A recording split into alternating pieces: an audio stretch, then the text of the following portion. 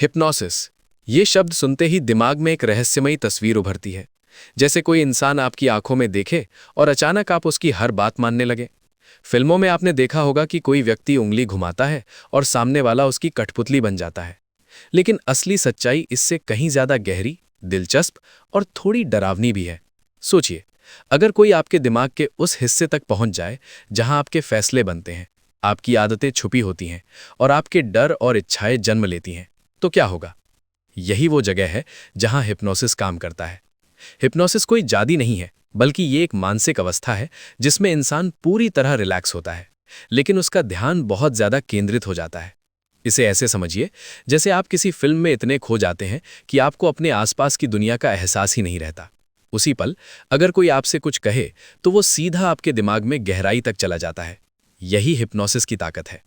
जब कोई व्यक्ति हिप्नोटिक स्टेट में जाता है तो उसका कॉन्शियस माइंड यानी जागरूक दिमाग थोड़ा शांत हो जाता है और सबकॉन्शियस माइंड यानी अवचेतन दिमाग एक्टिव हो जाता है। यही अवचेतन दिमाग हमारी आदतों, भावनाओं और व्यवहार को कंट्रोल करता है। यही वजह है कि हिप्नोसिस का इस्तेमाल लोगों की बुरी आदतें बदलने, डर खत्म करने और यहां तक कि दर्द कम करने के लिए भी किया जाता है। लेकिन असली सवाल यह है, क्या कोई आपको आपकी मर्जी के खिलाफ कंट्रोल कर सकता है? सच ये है कि हिप्नोसिस आपको पूरी तरह से किसी का गुलाम नहीं बना सकता। अगर कोई आपसे ऐसा काम करवाने की कोशिश करे जो आपके नैतिक मूल्यों के खिलाफ हो, तो आपका दिमाग खुद ही उसे रोक देगा। लेकिन अगर बात छोटी छोटी चीजों की हो, जैसे आपकी सोच को थोड़ा मोड़ना, आपकी पसंद बदलना या आपको किसी चीज के लिए राजी करना, तो हिप्नोसिस बेहद असरदार हो सकता है। अब जरा सोचिए, क्या आपने कभी ऐसा महसूस किया है कि आप बिना सोचे समझे कोई फैसला ले लेते हैं, जैसे अचानक कुछ खरीद लेना या किसी की बातों में आ जाना? कई बार ये सीधा सीधा हिप्नोसिस नहीं होता, लेकिन इससे मिलती जुलती तकनीक होती है जिसे सजेशन कहा जाता है। दरअसल हमारी रोजमर्रा की जिंदगी में हम कई बार हल्की हिप्नोटिक स्टेट में चले जाते हैं। जब आप गाड़ी चला रहे होते हैं और अचानक याद आता है कि आप रास्ते का आधा सफर बिना सोचे कैसे तय कर चुके, वो भी एक तरह की ट्रांस स्टेट है। जब आप किसी गाने में खो जाते हैं या किसी कहानी में इतने डूब जाते हैं कि समय का पता ही नहीं चलता, वो भी हिप्नोसिस जैसा ही अनुभव है। इसी सिद्धांत का इस्तेमाल हिप्नोटिस्ट करते हैं। वे आपको रिलैक्स कराते हैं, आपका ध्यान एक जगह केंद्रित कराते हैं और धीरे धीरे आपको उस स्टेट में ले जाते हैं जहां आपका दिमाग सुझावों को आसानी से स्वीकार करने लगता है। लेकिन इस कहानी का एक डार्क साइड भी है। इतिहास में कई बार हिप्नोसिस का इस्तेमाल लोगों को प्रभावित करने और कंट्रोल करने के लिए किया गया है। कुछ लोगों ने इसका इस्तेमाल लोगों के डर को बढ़ाने, उनकी सोच को बदलने और उन्हें अपनी बात मानने के लिए किया।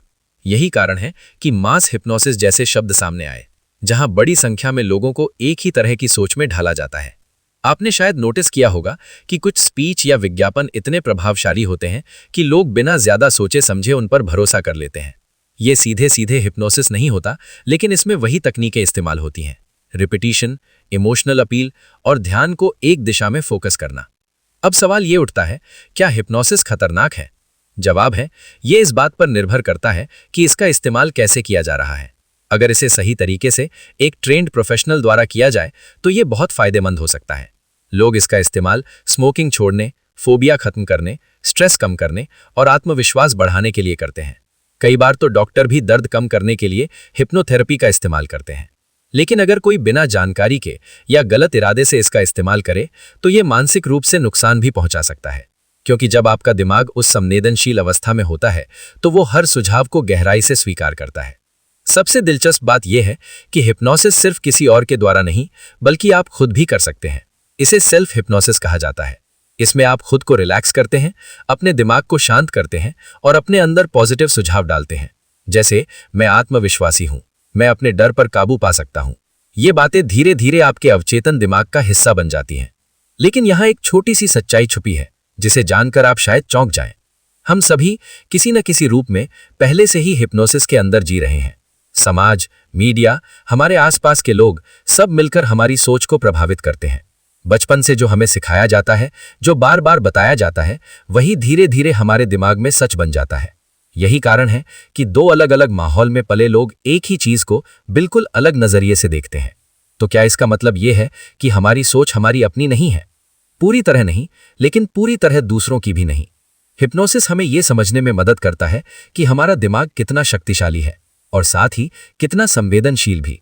अगर कोई इसे समझ ले तो वो अपनी जिंदगी को बदल सकता है, लेकिन अगर कोई इसका गलत इस्तेमाल करे तो ये मानसिक रूप से नुकसान भी पहुंचा सकता है, क्योंकि जब आपका दिमाग उस संवेदनशील अवस्था में होता है तो वो हर सुझाव को गहराई से स्वीकार करता है।